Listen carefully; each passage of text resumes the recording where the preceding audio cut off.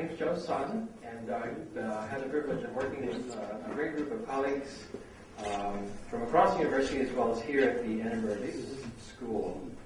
I'm grateful recognition of the Edinburgh School support. We want to recognize Dean Michael McCarthy, who has taken time to join us for this inaugural seminar in this series. So we can thank you, and thank you for hosting us.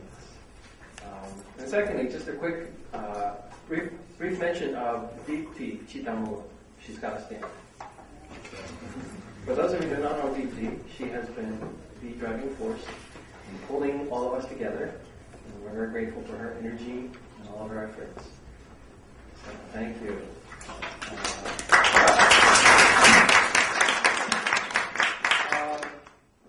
We noticed about 40 or 45 sign-ups for this first lecture in the series, and it actually has a very good diversity of individuals from across this university. This is a very rare gathering, at least in my own experience. I've been here about 30 years here at Penn. And so may I just briefly ask you, half a second only, really, to say who you are and what school you're from or what center you're from, something like that, shall we?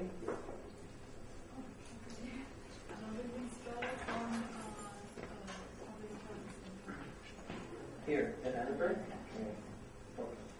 Mohamed Mamouri, formerly from the International Literacy Institute.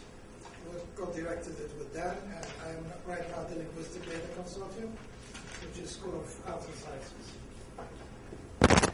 Jonathan Crosset. I'm actually at Children's Hospital, but I'm working with the Botswana Youth Center Partnership on an informatics capacity building project in Botswana. Come a long way. From Botswana. Yeah, I'm from China. Metis Scholar in Edinburgh. Edinburgh School. The Educational Linguistics program in School of Education. Educational Linguistics School at the Edinburgh School. Samuel Bate from Medical School. Marcelo from School of Education. I teacher in there. Seydina Ndiaye from UGB, Senegal. Senegal. Yes. Nice. Edinburgh. Just working our way. Graduate School of Education and Services. Education. Same education. I'm a first year student here at Edinburgh. Edinburgh. I like it. Oh, Edinburgh. I'm a visiting scholar. Edinburgh. I'm a professor in Edinburgh School and also in Arts and Sciences and Political Science and part of the Edinburgh Public Policy Center. Thank you. Over there. I'm a visiting scholar from Turkey, associate professor doctor in Edinburgh. I'm with the Edinburgh School. School of Education. School of Education. I'm from Turkey, I'm sorry. I'm from Ecuador. I'm part-time at Penn. I'm a student at Edinburgh. I'm in Edinburgh. Well, I saw about 3 or 4 sign-ups from the engineering school. I really did. We're really running late. It is far, where we are on the other side of campus. So, again, my name is Joe Sun, and I'm the Vice Dean for Academic Affairs at the Engineering School here at the University of Pennsylvania. And I guess for myself, for about the last 15 or 20 years or so, I've been very interested in this whole topic of ICTs and how they might contribute toward social economic development of impoverished communities in the developing world. And it was about 2 decades ago, I'd say, that I had my first introduction to my colleague here, Dan Wagner. And ever since then, I think we've been able to work together on a good handful of projects, and just had a great time, I think, talking about and wondering about and trying to find solutions for these sorts of related topics. One of the things about this whole area of information and communication technologies for development is that it is not a well-defined field, obviously. It is a field that really requires interdisciplinarity. And, I think that's something that we can all agree on. And I, for one, actually am very, very glad that we are actually being hosted here at the Annenberg School, at the Annenberg Center. Sort of the whole aspect of the impact of ICTs from the point of view of mass communication and the work that surrounds it is very important. It's something that I, for one, have not had many opportunities to intersect with. So I look forward to learning a whole lot from these sorts of interactions.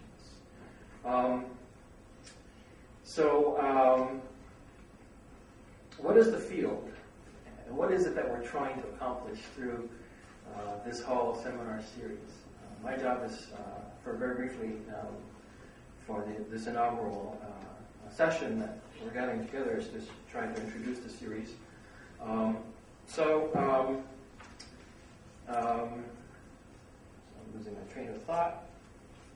So what is this field that we're all gathering together to try to talk about and to consider? It has something to do with, I hope ultimately we can place our focus on how it is that from each of our respective disciplines and the areas of interest that we have, we can look toward how the power of this form of communication and the information that needs to be transmitted through it can really make a difference in the lives of communities that need to be benefited from it. And because of the interdisciplinary nature of it, those of us who gathered together originally, as we responded to these inquiries and interest in pulling all of us together, I really thought that this would be a great opportunity and a great venue to pull us all together. For me, through these years, it's been interesting for me to think about the challenges of ICT for development in three sort of buckets, in three sort of sectors. One is in the area of access, accessibility to ICTs. The second is in the area of training, the things that have to do with enabling people to actually know how to interact with ICTs. And then finally, the issues and challenges surrounding content. So access, training, and content seem to me to be interesting organizing principles through the years that I've been engaging myself in this challenge. And as I think about those who are represented in this room and those who've signed up and who've indicated interest, and as I think about sort of the core group that got together to begin to articulate what this whole seminar might be about, it's a kind of a representation, I think, of these three broad areas. The challenges that surround how we can help enable impoverished communities, poor communities, to actually gain access to ICT itself. And there's a great variety of different sort of components of what that might look like. And then secondly, once folks have access, how is it that they can actually become trained and educated in knowing how to interact with these forms of technology? And also sort of the whole challenge around information literacy itself. Having access to the information is one thing, but knowing how to handle it, how to deal with it, and knowing how it impacts an individual as well as a community in need is quite another thing. So this whole area of training is, I think, also sort of a way that we can think about these challenges that are in ICT for development. And then finally, this area of content. There's now so much that is available, for instance, on the World Wide Web, and yet, as we all know, much of it is really not well suited to the developing world, shall we say. Although that's beginning to change more and more. And content is also being now generated so that it's actually more specific and useful and appropriate for different types of challenges, such as in the area of e-medicine and so on and so forth. Right? So, and also ICTs for education in particular. So now we're seeing sort of a growing emergence of different ways in which the content that's available through ICT is now growing and mushrooming and being focused more and more toward specific challenges, looking at the opportunities that are becoming more available as this form of technology is growing. And for me lately, I've also been wondering a lot about sort of perhaps a fourth sector, a fourth way, a fourth category of consideration under ICTs for development.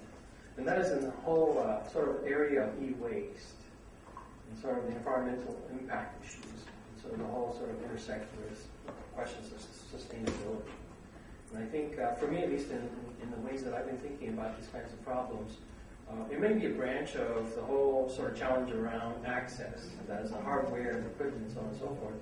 But sort of questions of end of life cycle, what do you do with stuff, and and what has been happening with stuff that may have gone into the developing world, and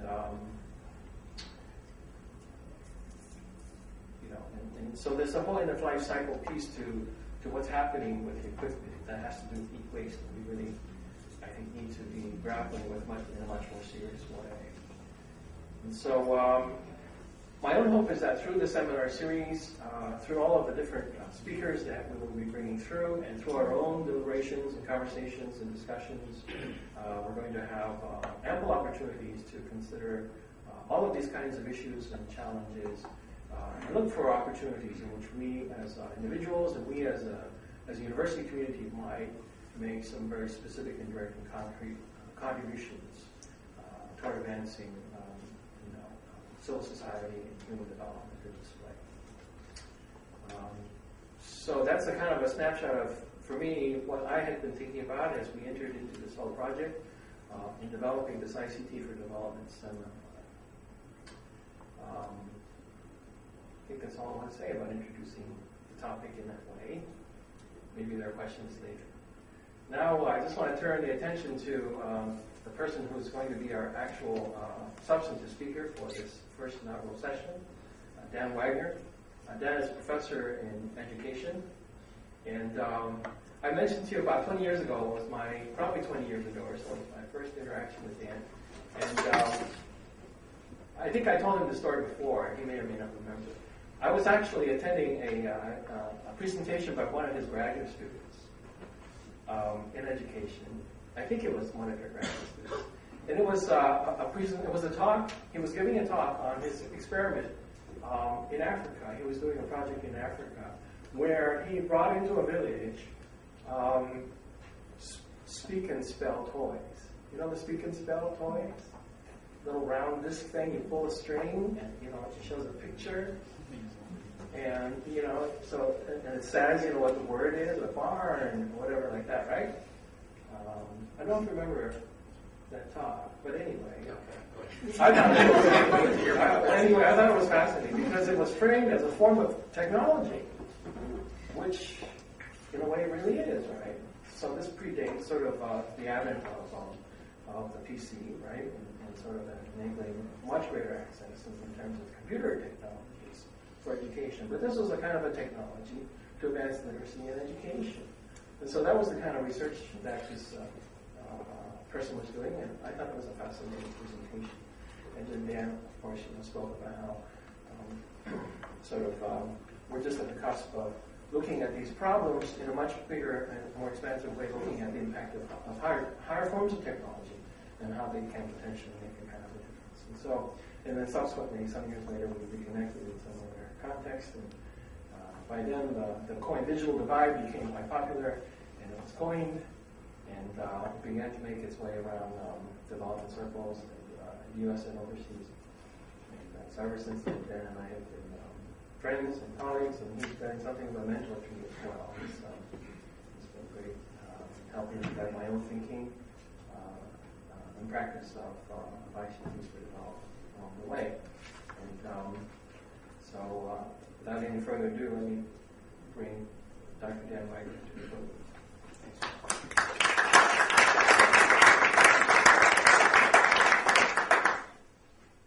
Well, thank you very much. It's really great to be here.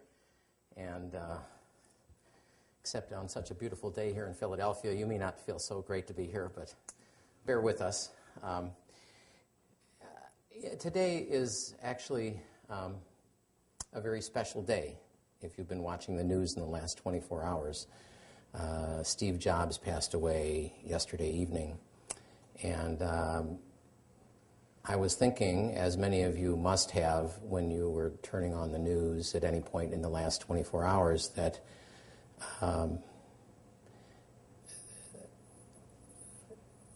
this is sort of a marking point. In fact, many of the commentators, whether it was on CNN or New York Times or whatever, were saying this is maybe the end of an era, maybe the beginning of an era, maybe just the marking of an era. And then I was thinking about the title of my talk, the subtitle of which is A Decade of Work. And I was thinking, you know, a decade of work in the IT area is like a lifetime. You know, at the University of Pennsylvania, a decade is just another book. But in any discipline, it's an ordinary amount of time. But in technology, it's a really long time.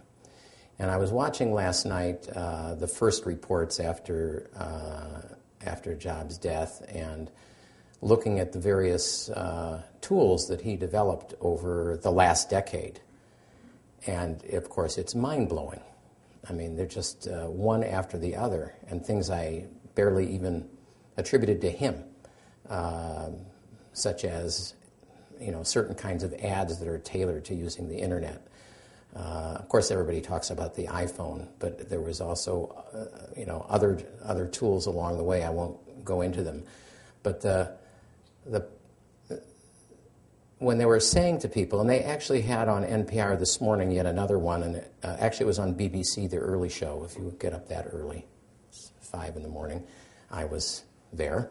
And they were talking to people. There was one man from Africa and another man from India who were ICT specialists. And they were saying, what do you think it means to Africa? What do you think it means to Asia or India, the passing of Steve Jobs? And they said, well, you know, we actually don't have a lot of iPhone or Apple products here, but those of us who are connected to the internet, we know what that was. Well, what was that, the interviewer said? What was so special? And this I'm going to link to my talk, I think, because it was that kind of thinking that he was doing in his own incredible way that we put ourselves to do. And that was, what kind of tools could make a difference to certain populations? That's really the background of and that's really what my talk is about. Obviously, we didn't have the resources and the brain power that Jobs had. But what he did, I think, speaks of what probably this ICT for D endeavor is supposed to be doing, but clearly we are a long way from being as skilled at it or having the resources to be as good at it as Steve Jobs was. And one of the things where I'll end up, I suppose, jumping right to the conclusion before even starting, is to think about what are the kinds of blends of technology, which Joe was, I think, alluding to as well. What are the kinds of blends of what we call access, content, user-friendliness, user-appropriateness that would really make a difference that where technology could be applied to development? And that's really where my story with this begins. So let me start with the title, ICT and Literacy for the Very Poor, A Decade of Work. It's actually a little bit more than a decade. I'm sorry that those of you who are sitting on this end, if you're like the iPhone 4, you can watch it from the back of your head. If you don't know what I'm talking about, then this talk is over your head. Okay, so what are we going to talk about today? A little bit about what is ICT for D, some key questions around the phrase technology, poverty, and literacy, some global trends on spending and use of ICT over recent years, what kinds of inputs might work best, a project that I've been involved in over now nearly a decade in India and South Africa, and some conclusions by way of answers and more questions. So some people like to think of ICT for D as this. Every person with their own laptop sitting, well, not under a tree in this case, but maybe in front of a rice paddy with, it doesn't show it, but maybe a solar-powered laptop that can get agricultural prices so that he knows whether to do the harvest today or tomorrow. Just speculating. But most of us who are in education look at these kind of photos. Those of you who have kids probably will resonate to the bottom right-hand one most clearly, but of course if you focused on the bottom left-hand one, you'll see probably one of the more famous pieces of technology that will come up probably in the question and answer period, but is not part of my talk directly. The other photos actually are part of the work that we have done in South Africa and in India. But there are lots of photos. So what are our questions? Probably, maybe the most important one is, if ICT is the answer, what is the question? In the development field these days, I go to a lot of meetings, and inevitably technology is the answer, but rarely do they actually ask what's it the answer to. So maybe, from my perspective, it is raising the floor. That is, since I work predominantly in the education sector, but one could say the same in health and agriculture and maybe other areas. I don't, at least for my students, you all know what the MDGs are, but for some of you, you may not. So that's the Millennium Development Goals of the United Nations, and they refer to 8 major goals. I won't do a pop quiz here, but if you don't know what they are and you have your iPhone around, you can Google it, even on a BlackBerry, I think. So we thought in the year 2000 that the global education floor was literacy. Learning how to read is actually the major goal of all education systems in the world. So since all education systems, certainly in the poorest countries, they have major problems in the UN MDGs that I referred to just above, getting people to be literate, getting them first to go to school and helping them learn to read and write, and do math, which are the components of literacy. That's really important. And of course, if you follow, if you read the Philadelphia Inquirer here in Philadelphia, you know that it's a problem here in Philadelphia and actually all around the world, irrespective really of which country, though at different levels of literacy. So our question was, could we use technology to address literacy issues? And this was a question we posed to ourselves about the year 2000. That's a little over 10 years ago. So we had a group, a little bit like this group, that met to talk about what could we do? With the technology that was available then. Remember, internet hardly available at all in developing countries. Mobile phones, almost no penetration outside the developed countries. PCs, available in a few places. I have some data. But in the year 2000, when we said the words technology, poverty, and literacy in a sentence, per the announcement that was sent around, the general response is, you're crazy. In fact, my colleague Mohammed Mamouri will remember we almost got kicked out of a meeting at UNESCO by mentioning to the people who run the literacy effort of the United Nations in UNESCO, by promoting the idea of technology, they thought we were just American crazies trying to sell Bill Gates to the rest of the world.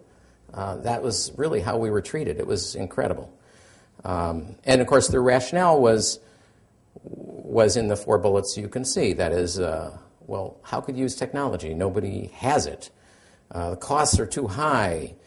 Illiterates can't use keyboards and don't know English and can't read in any language. And besides, we have much better methods of improving literacy than using technology that's just too expensive and will break and people won't respect it and so on. So that was the reaction actually in the year 2000. Of course, for academics, this was perfect. It's always wonderful to work in an area which everybody thinks is crazy, but you think is a good idea. So we persevered, and we actually raised some money. About 5 years later, we were no longer kicked out of offices. But then the question was, well, how good is ICT? How much good is it? Who is the end user? Is it teachers or learners or kids or adults? Is it people in school? Is it people out of school? You can imagine these kinds of questions. We were asking actually those questions in the year 2000, but nobody else wanted to even listen to the opening conversation. So I would say over the last half a dozen years, there's been a considerable amount of interest, but still a lot of concern about what it was. And of course, those of you who noticed the bottom left image on that one laptop per child computer, the OLPC, will remember that that was supposed to be the answer in around 2005. Nobody says today that that's the answer. But people still say today, not everybody, I doubt anybody in this room, that ICTs are the answer to anything. Again, it depends on what the question is. But I still go to meetings where people who don't know much about technology now say, instead of that I'm crazy, but of course, ICTs are the answer. We just need to get computers. A computer for every teacher will solve our problems in Nigeria. You hear that today. And in fact, that kind of program is happening in Nigeria and other countries. Now, in most academic conversations, at least with education people, we don't usually want to talk too much about money. But money in the technology area is important, and there are a couple of pieces of information that we should care about. One is that irrespective of what we educators say, lots of money is going into technology. And so you can see that on the left, in trillions of dollars. That's through 2011. That's probably extrapolated a little bit. But on the right-hand side, what's most interesting there is it doesn't matter really what region you're in. Technology is going in at a regular rate, and in some countries exponentially, irrespective of where you are. So you could be a really poor country like Uganda or Rwanda, or you could be in the United States. And of course, it depends what gets put into the pot that's called technology. But however you count it, there's a lot of money going in. And of course, Moore's Law says that speed doubles every couple of years and cost goes down. And I managed to find a photograph that probably most of you who are younger than I am won't even know what that thing is in the back there. That was the first portable computer, which was everybody's envy. We'd salivate for that here at the University of Pennsylvania. That was, I forget, maybe $1,000 or something like that. I remembered I had a couple colleagues who had one that weighed about, well, I forget if it says here, it weighed about 20 pounds, maybe 30 pounds. It had a snap top on it with and all the things that we have in the laptop, the little thin laptop today, this thing had. Of course, it had as you can see here, it weighs 100 times more than an iPhone, 500 times as large by volume, costs 10 times as much, and has 1/100th of the power of the iPhone. So you get a sense of how Moore's Law works and where we have come since 1982. That was only 25 years ago. Well, a little more now, 30 years ago. Joe's son mentioned the digital divide. It's a term that, in some ways, is going out of fashion today. It was a term that was used largely when the internet was coming in, and some people had modems and some people didn't. And some schools were wired and some schools were not. And it was very popular in the Clinton administration. They had a major multi-billion-dollar effort to reduce the digital divide in America. And in fact, digital divide, I believe, is decreasing between countries. But in some countries, it's increasing within the countries. Now you might ask, what do I mean by digital divide? And I might punt that for later because that question is no longer an easy one to answer. At one point it meant, do you have access to a computer at all? Like, is there a, what do we used to call those? It's so far from my current existence. But it's still, in developing countries, little computer shops, what do we call those? Internet cafe, right? We used to have them. It's like gone with the Osborne portable computer, at least in this country. Internet cafe, yeah, you can still find a few in the world. In fact, quite a few in the world, depending on which countries. But the point of this slide is to say that in ICT for D work, we've calculated that 90% of the investments go into secondary and higher education. That is, to the groups we would claim that need it least in terms of development issues. And the next bullet saying that it essentially excludes more than half the population in developing countries. Of course, and then if you look at this last bullet, you see that the claims of the first 4 points again become nuanced because we no longer know what we mean by the digital divide. Are mobile phones a way to bridge the digital divide, that even if they don't have the internet, that they can do SMSing, if they can, and many of them, of course, can do the internet and will soon be able to do the internet. So, but the general claim is that there is a problem of resource allocation.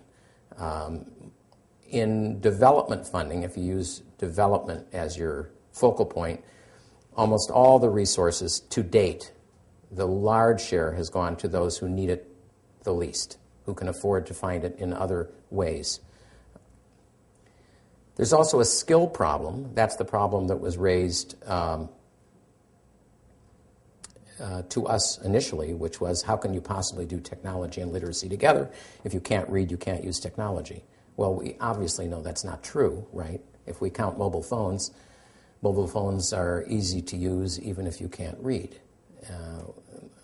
There's never been a literacy barrier, as far as I know, in using mobile phones.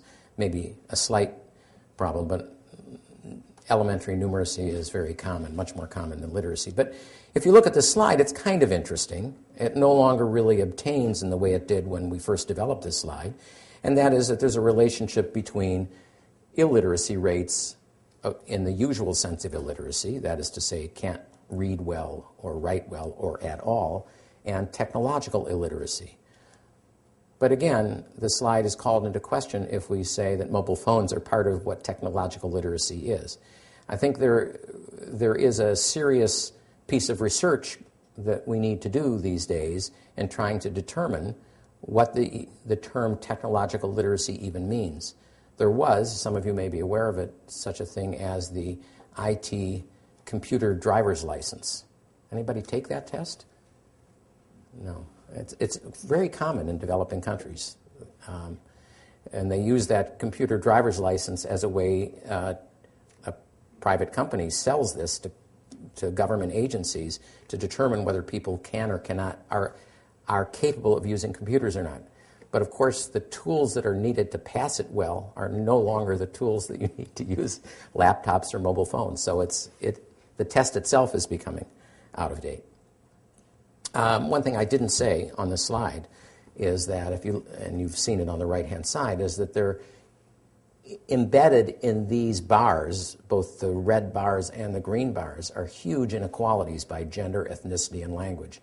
And that's going to be crucial in the presentation, my presentation today, because you can't, put it this way, the private sector can impose international standards and still do pretty well.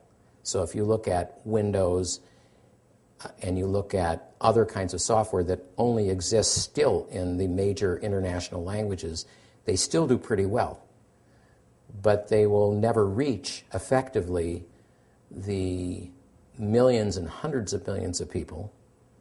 I could refer to China here, that is minority languages in China as opposed to Mandarin in China. Now, China is actually a slightly different case because you can use the same orthography across languages. But if you go to some countries like South Africa, where the government only provides support, I'm going to talk about that in a little bit, only support in English, and yet only 10% to 15% of the population can read and write in English, then you're automatically excluding people from your technology initiatives. That's one of the points to bear in mind. So, Joe mentioned in his introduction that, I'm going a little bit beyond that here, but we often talk, and the digital divide was often about access. And by the way, the educational divide usually is also about access. Do people have a school to go to? Is there a teacher that's in that school?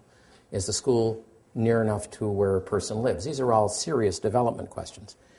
The same thing can be true in technology. If you have no access, you're not going to have the technology. But of course, access, there isn't only one kind of access. You can have access, and if you haven't paid your bills, you may not have a signal.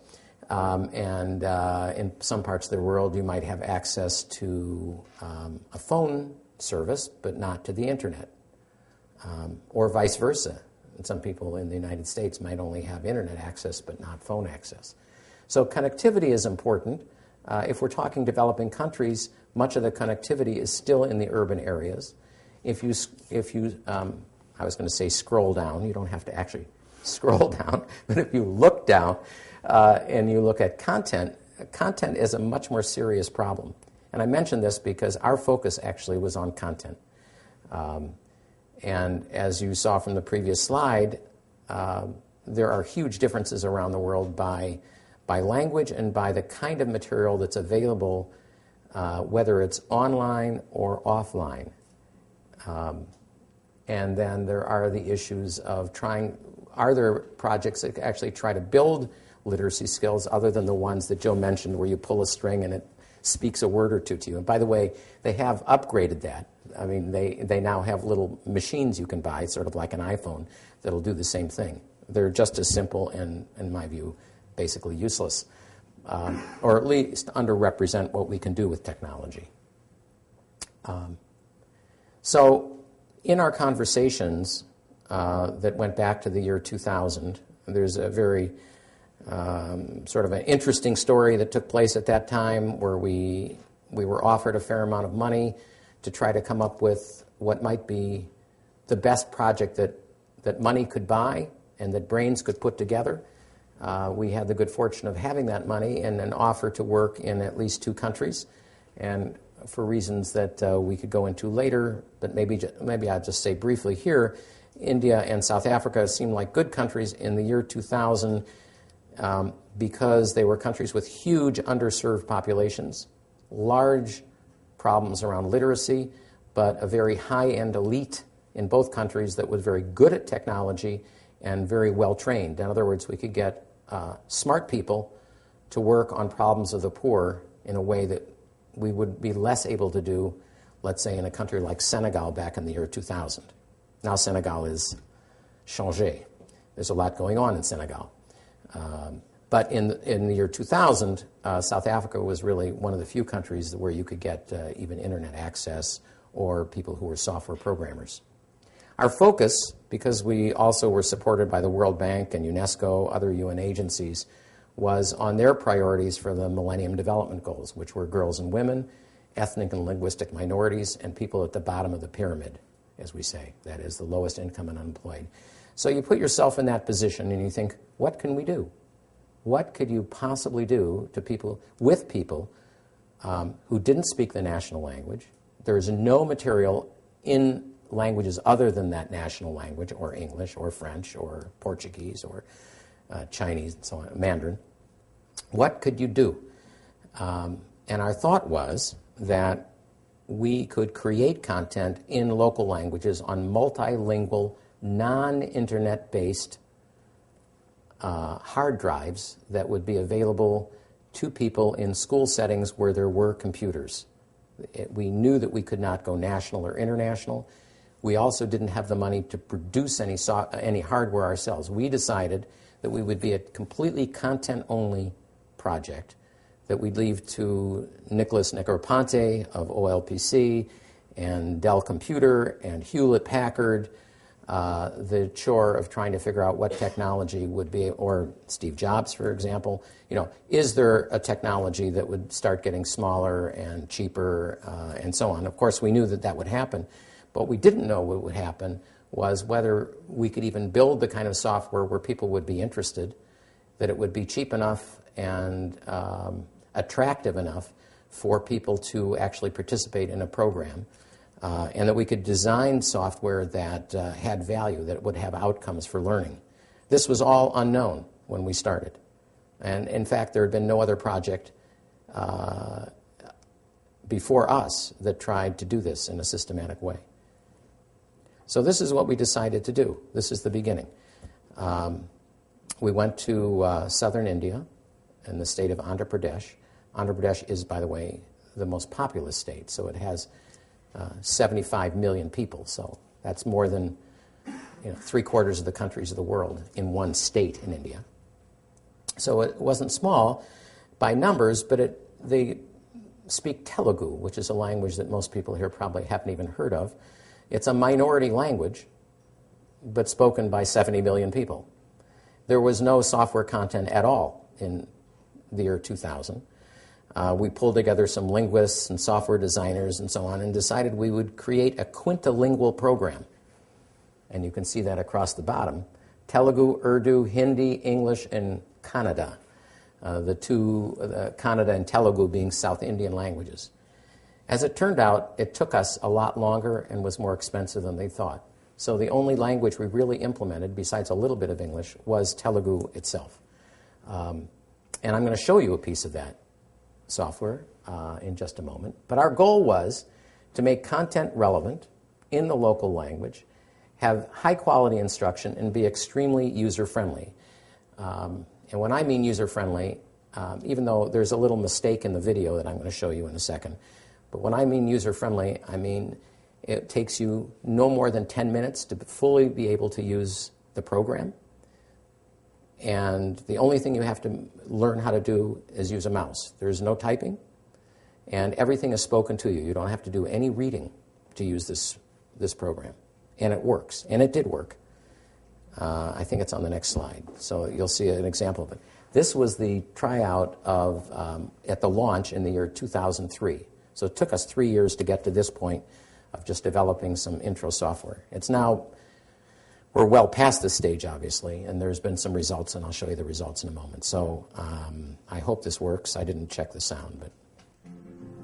The Bridges to the Future initiative, BFI, is an international collaborative effort dedicated to addressing the digital divide and empowering the world's poorest using literacy and technology as vehicles of change.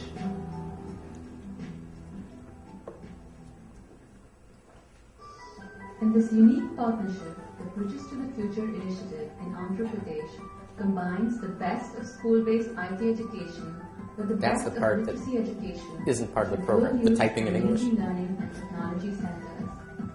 These centers will be open to regular students during school hours and open to out-of-school youth and adults after school hours. The BFI will also provide improved teaching quality through specialized training and the creation of ICT-based teaching support materials. And the BFI team is developing a multimedia software package that is sensitive to the needs and interests of a low-literate audience with a special emphasis on relating the material presented to their daily lives. The software is geared towards both out-of-school youth who wish to return to school and adults who are seeking to expand their basic literacy and life skills. The instructional design of the software combines literacy and numeracy instruction with the delivery of information vital to people's lives on topics such as clean water, HIV/AIDS, nutrition, vacation, and agriculture. I'm supposed to be here.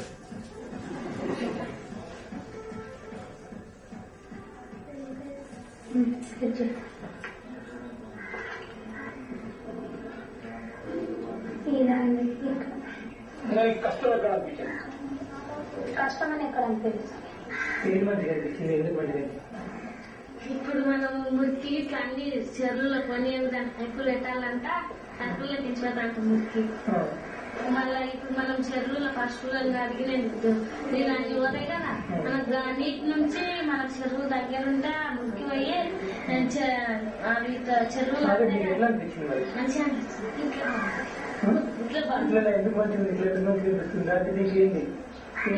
చూస్తున్నాం కదా ఆయన teacher చెప్తారు కావలేదు కదా అర్థం కాదు ఇవి చూస్తాం కదా క్లియర్ అని చెప్పాం అంటే ఇట్లా చూస్తే ప్రాక్టికల్ గా నిలిచినట్టు అవుతున్నది అట్లా చెప్పి ఇంకా తొందరగా అర్థం అవుతుంది మళ్ళీ మళ్ళీ మనం చెప్పాల్సిన అవసరం కూడా ఉండదు ఒక్కసారి చెప్పినామంటే కూడా అర్థం అవుతుంది బాగా. Because it maximizes the educational potential of even the simplest technologies and is adaptable to diverse cultural and linguistic contexts, the Bridges to the Future initiative will help narrow an important gap in the global digital divide. Okay, so that's what's called a launch film. That helps us get money for the next phase. You get it. And we did. And the program is still up and running, being supported in Andhra Pradesh by a foundation. And it has also migrated into the public schools, which is something that's important you'll hear about on the South Africa side as well. I don't want to just give you a glory story, however, although I will show you some data that are positive. This was a very hard slog. It is not easy to do this kind of work in any country. India happens to be one of the more difficult countries to do this kind of work. And to find people, not because there aren't very talented people, it's because there are a lot of talented people and there's a lot of things going on. It's a complicated place to work. And as somebody was saying in another meeting I was at today, it's just very hard to implement something that isn't already part of the system. And our goal was to make it part of the system. I didn't say much about that, but we purposely, and I think this is maybe something important to say we can come back to later, we opted for a couple of very difficult challenges. One is, we already knew, we were aiming at the bottom of the pyramid. But another, that is to say, the poorest of the poor, which is not always a popular thing to do when there are other options that people are interested in. A second was, rather than just go the route that some people have, either in the private sector or in nonprofits, to simply say, we'll work through NGOs and make a really good-looking pilot program and get more money and make some more pilot programs. We opted to try to build it as a sustainable feature into the government program, which we succeeded in doing in Andhra Pradesh in a moderate way. We will be succeeding better in South Africa. I'll get to that in a moment. So we did actually a couple of quasi-randomized studies. They weren't randomized by individuals in schools, which is very hard, but we had a set of schools that used our software and a set of schools with equivalent computers and equivalent time that didn't have our software, and found that, not really surprisingly, that if you're studying something that focuses on skills to be learned and the students are paying attention, it works. Could we have done it better? Probably yes. If you want to look at the study, you can go to I'll show a little later, our website. It was on my front page as well, literacy.org. If you have your laptops out, you can download the article that just came out a year ago. And this was an evaluation study done on several hundred adults in the adult program and on several hundred kids in the kid program. These are kids in grades 1 and 2 and adults in the age range of 15 to 25. In all of these cases, kids and adults were reading at a very low level, like at first grade kind of level. So we're essentially taking people who have very low literacy skills, putting them into a program that doesn't require literacy, but teaches literacy as well as interesting content in local language. This was all in Telugu language. In South Africa, I'm switching now. About 5 years later, we'd had conversations with the South Africans. There was a lot of talk and not a lot of action. We also didn't have much money, but eventually we finally, on the basis of the work in India, we managed to get money both from South African foundations, from the South African government, and from a couple of international foundations as well, including the well-known Kellogg Foundation, which at that point had money to spend in South Africa. We decided that we could, with the support of the Ministry of Education, develop a multilingual platform. The one we had wanted to do in India, but we spent all our time trying to figure out what to do, and that was necessary. But now that we had learned more or less that we could do what we did in India, we were much better prepared and had already a whole set of CDs that we could take to South Africa. Of course, they were in the wrong language for most people, but I have to say parenthetically that one of the deputy ministers in South Africa was a South Asian whose family had been from Andhra Pradesh, and he took a set of our CDs home for his kids so that they could learn Telugu at home. That was a nice little twist, positive twist to the story. So we developed, we got access to, thanks to the government, Limpopo province, one of the poorest provinces in the northern part of South Africa on the border with Zimbabwe and Mozambique. Initially for work in their mass literacy campaign, but eventually also into primary schools. And most recently, it looks like, I'm very pleased to say, that we already now have money to go into another province, Northern Cape. Andrew, who is here, actually worked on the Limpopo project. And we just learned last week that we have money now to go into another province, another language. And we learned only yesterday that the national government looks like they're going to adopt the program for the whole country. I mean, with, knock on wood, plenty of wood. But I'm going to show you this. Again, you can look at this on our website. I'm just going to show you the first 2 minutes so you get a sense of what's cooking in South Africa. Sorry, let me go back here. See if I can double click on there.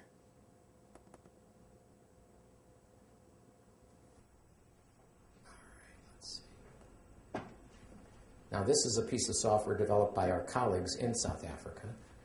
And see if it runs here. This is streaming. Literacy is essential for effective participation in our modern world. Yet low levels of literacy are still widespread in our society. The challenge is compounded by the multicultural and multilingual nature of our society. How can we use modern technology to overcome these challenges? How can we use technology to make literacy training more accessible, more engaging, and more effective? In South Africa, the Bridges to the Future initiative formed a multi-agency partnership endorsed by the National Department of Education. The partnerships include the Molteno Institute for Language and Literacy, the International Literacy Institute, and Trident Interactive, an e-learning development company. This partnership has resulted in the development of an innovative multimedia literacy training program that is revolutionizing the way literacy is being taught in South Africa. In July 2009, after extensive pilot testing, the program was rolled out to target communities in Limpopo, with other South African regions to follow. This multimedia program has the following features: a friendly and interactive learning environment with attractive visual and voice guidance in a choice of Sepedi, Tshivenda, Xitsonga, and English. An introductory tutorial to develop and practice basic computer skills in a very easy-to-learn fashion. An overall package that is both easy and fun and will promote rapid learning on an individual basis at the learner's own pace. In addition, the program tracks the learner's progress throughout the learning process in order to provide further feedback to both participants and instructors. Let us take you through a lesson. It is important for learners to be able to associate with what they are learning. Throughout the program, the learning content is therefore centered on the actions of a typical family and their community. Each lesson starts with a story animation to grab the learner's attention and provide a familiar context to the learning content. These stories build upon each other and also include information on other important life and vocational skills. Swi nga va kahle ku kuma ntirho laha va ku hakelaka va tlhela va ku yisa ekosweni ku ya dyondza swin'wana. After the story animation, learners are systematically guided through a series of interactive exercises. These exercises have been carefully designed according to scientifically based learning methodologies and years of practical experience in the field. This exercise is a listening activity. The learners must click on the words to listen to them. They can click and listen to a word as many times as they want. Once they feel comfortable with all the words, the learners can continue to the next activity.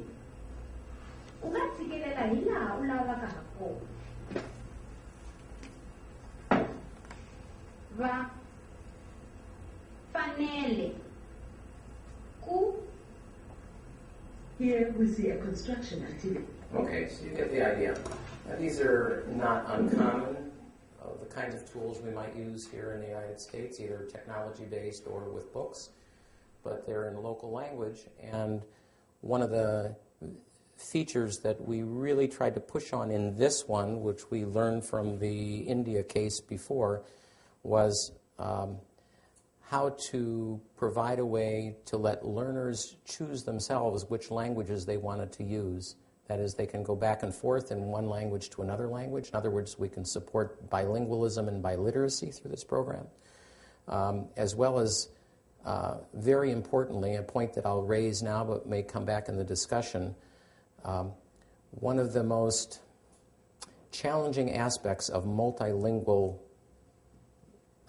society and education in multilingual societies, as probably everybody recognizes here, is the problem of which language gets taught in school, which languages are popular by different groups, and on an individual level. And one of the one of the fascinating aspects of literacy work is to both try to understand what the attitudes are of people who are learning language or whose children are learning a language. If you have children yourself or you yourself grew up in a multilingual environment, it's difficult to know how well you are learning. And in these environments, it's difficult for parents to know how well their children are learning these different languages. One of the things that we can do with this program, and we do engage in with this program, is the possibility of people learning themselves how well they're learning in different languages, because they can switch into another language, which might be, and usually is, their mother tongue, just to find out how quickly they're learning. We can come back to that. But that's one of the interesting scientific aspects of this. Okay, let me come back to where we are.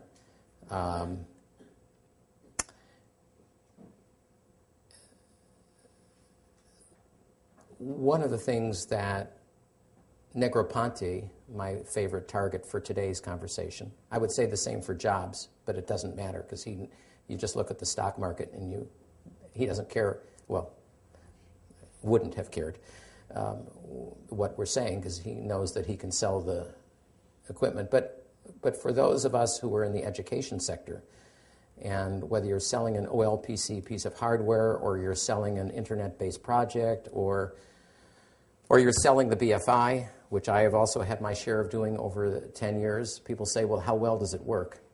Have you done any impact studies? How would you do those impact studies? I mentioned one of them.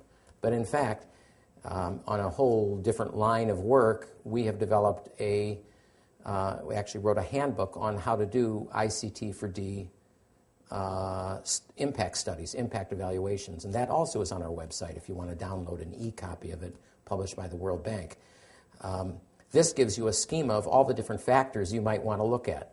And even if you can't, if we didn't go through it all, you can see that in terms of outcomes, you could look at attitude skills, information skills, communication skills, teachers, pedagogical skills, and so on. There's a lot that's possible to measure. How much of it gets measured? Near zero. Most technology projects are not subject to impact evaluations. There are a few, and unfortunately those few misrepresent the situation because they only represent a small fraction of the actual technologies projects that are done. In fairness, in a way, again, another topic we can come back to, why is that the case? In part it's the case because when academics, who are usually the ones that do these impact studies, get done with it, the technology is no longer of interest to anybody. Either the hardware is obsolete or it was a dumb idea in the first place and people have moved on. So that's one of the problems of a decade of research, is that every couple of years it doesn't matter what you did. I mean, except in maybe some broad conceptual way. It's both humorous but maybe frustrating at the same time. So, by way of conclusion, well, I think we've learned a lot over the decade. One thing we've learned is that planning and implementation isn't easy. It's not a straight line solution. If I told you we'd have to go over many beers before I even get to the end of phase one of the stories that we have about the India experience and the South Africa experience. It's wonderful work, but if the bottom line is getting the government or an agency to accept what you've done and having an impact on kids or any kind of users, that's a very challenging process, and it's expensive in time and money. Another conclusion, and I think it's still true today, is that when you look at investments, this is totally shocking to me. I work a lot with UN agencies. It's totally shocking today to me that, at least if you look at the end users, I'm going to make an exception in this crowd because we also have people in the health sector, in engineering, and other sectors besides. But in education, most of our investments have been really poor, going all to the wrong people, at least from a development perspective, or at least in large majority. So one kind of conclusion or sub-conclusion is that we need a more pro-poor approach. And that's not easy because you often need multilingual content. You need to pay attention to skill levels. You need to really focus on user friendliness in a way that even Steve Jobs never had to do. I mean, he did great, but how many programs in Telugu did Steve Jobs ever produce? Zip. He might say, well, I don't have to. I'll just sell to the people who have money who speak English. Fair enough. But that isn't our goal. I mean, some of us. Not in the D sense of the goal, ICT for D. There also needs to be more focus on learning.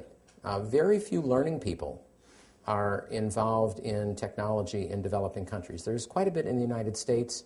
The U.S. literature is very complicated, actually. And you can find, if you're familiar with the U.S. literature on IT and education, if you look closely, you'll see that the jury is out as regards to effectiveness. But there are interesting reasons for that. Again, maybe a topic for our own conversation later.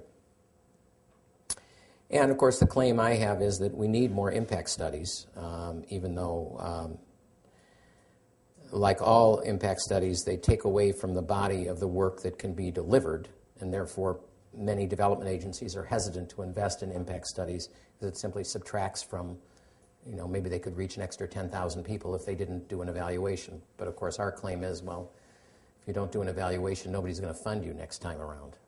So I haven't even mentioned hardly the word mobiles, cell phones, smaller, quicker, cheaper kinds of tools, bottom of the pyramid issues. This is all where we're going in the future. In fact, the future is now, as people like to say.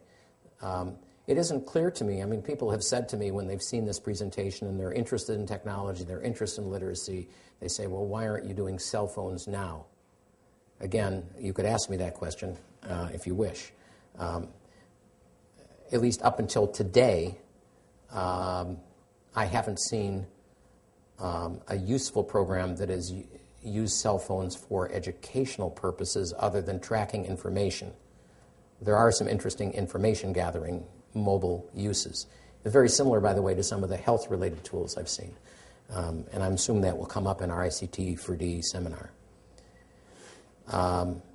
It took a decade for us, hopefully less for you. And if you want to look up, almost all of my reports and publications are on the literacy.org site. Those are some of the kids in our India work, and you can also email me. I'll stop there and open it up for questions. We have a few minutes. Thank you.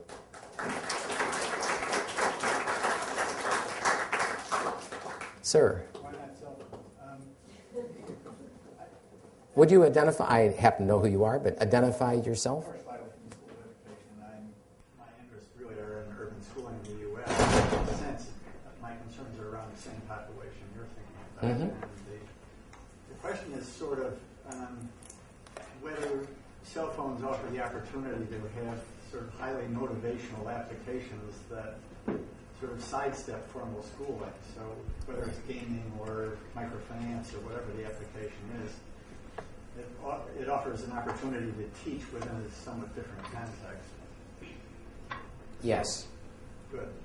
But it's easier to say yes than it is to know what to do. Yeah. And there's a confusion I don't mention in my talk, but one that I hope you will pay attention to in maybe other talks.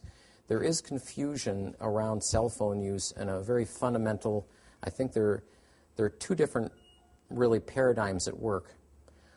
I've never seen anybody really write about this yet, although it would be a great term paper or dissertation if anybody wants to pursue it. It seems to me, anyway, that the key purposes now for cell phones is providing real-time information on a whole range of stuff to people. And they can really be very dumbed down, which is great. You can upload information, press a button if the person...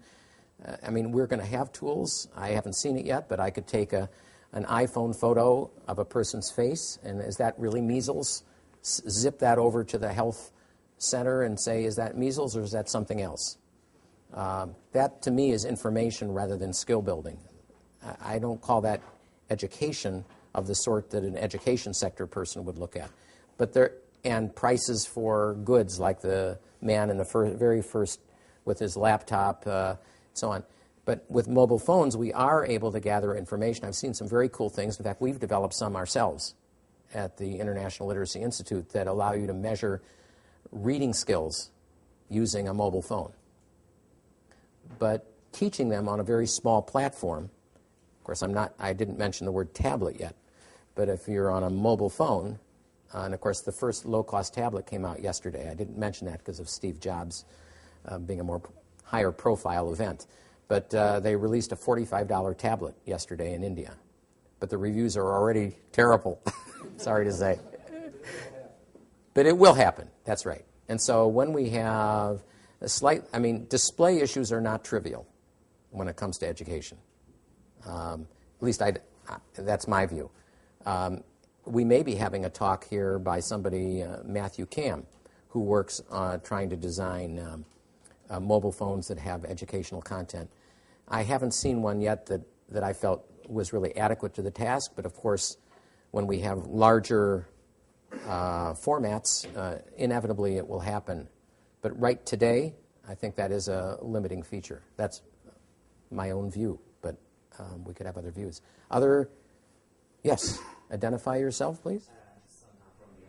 I've got three questions on the content side of things. Right. The first is, how was your educational content designed? So could you tell us a little bit about what kind of design principles there were and what kind of expertise came into designing these content beyond the obvious of making them multilingual and making them relevant? And then connected to that, what kind of precise mechanisms you had in your program or for integrating learner feedback about the content of these programs? Good. I'll just say yes, and yes so far.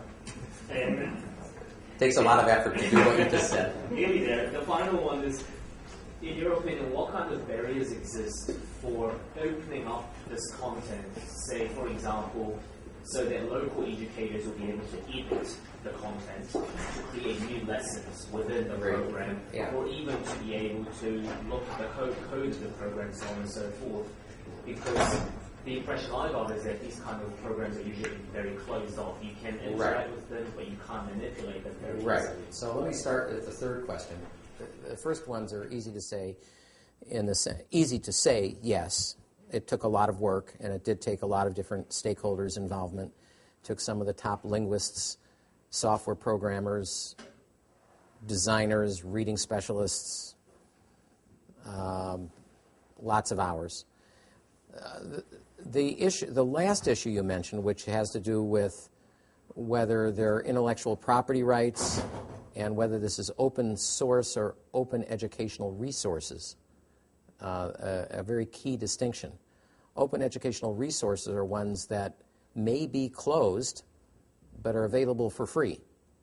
So right now, the government of South Africa has asked us to make this an open educational resource, like MIT's courses. You can't manipulate them, but you can have them for free, as long as Hewlett Foundation keeps paying MIT $10 million a year. They'll keep putting them up there. We chose not to do open source, and it's interesting because South Africa, being essentially a post-revolutionary they see themselves as a revolutionary society to some extent. There are really strong advocates for open sourcing. By open source means that you essentially give away everything with some ability to control, but you're basically saying this is like Wikipedia. Anybody can do what they want with it and manipulate it and add to it and subtract from it and so on.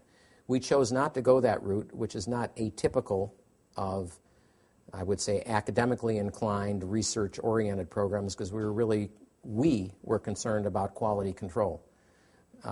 We were happy to give it away eventually. Initially, nobody wanted it because it wasn't good enough. Now, amazingly, as I just reported, it seems like people have discovered that technology is here to stay in South Africa, and they don't have any content in the other African local languages except ours. So all of a sudden, there's a great interest. But But I should say, maybe the last point on this is that, and as I mentioned to you, in both, our strategy was to align ourselves with the government. This is a very problematic strategy because you get a lot more involvement than sometimes you want from government. The upside is that when they say yes, you can get almost immediate expansion. And we signed an agreement with the government of South Africa and the government of Andhra Pradesh, which is really its own mini government, not so mini, as I said, a very large state, that they would be co-owners of the software. So we essentially gave it away to the government, knowing almost completely that they would be too busy doing other things that they wouldn't really take the time and trouble to mess with it. But they wanted in principle to own it, which was a good strategy, one I would recommend. Other comments, questions? Yes, please. And you are? Good. So I remember in 1993 when I was in primary school, I was exposed to the similar programs in China. Yeah. It's just like 20 years the technology has evolved so much and so greatly. So my question is about the sustainability of this specific program in the community. So I can imagine that it's really difficult to sustain such kind of program in this specific really poor village, because even if you have this computers and softwares, so how long could that program sustain and get a long-term impact? That's a great question. And we actually have talked with people in China about this particular program. I've been there twice to talk with them about it. But there's, in development, those of you who actually are working in development will know that sustainability is a big word. And one that everybody seems to want to do. It's not actually clear to me that in the area of technology for development you really want sustainability or even should spend a lot of money to get sustainability. What's shocking to me, to be honest with you, is how sustainable our project has been. This is in spite of I think in part it's because there's so few people working directly in the area where we're working, that is working with low literate populations who are extremely poor. No company can make any money selling to that population, and most governments are busy trying to get high schools wired to the internet that they don't. Again, and a lot of governments don't care much about minority populations or uneducated girls. In spite of the rhetoric, that is the case. So I think the sustainability part, and I think I can answer as an academic with a group of you who are at a university, because I think what's sustainable in all the work we do, irrespective of which topic it is, are the ideas that you come up with, the concepts. And the concept I think that we came up with is a useful concept. That is to say, and I suppose the takeaway line here is that if the question is, remember that first slide, if the answer is technology, what's the question?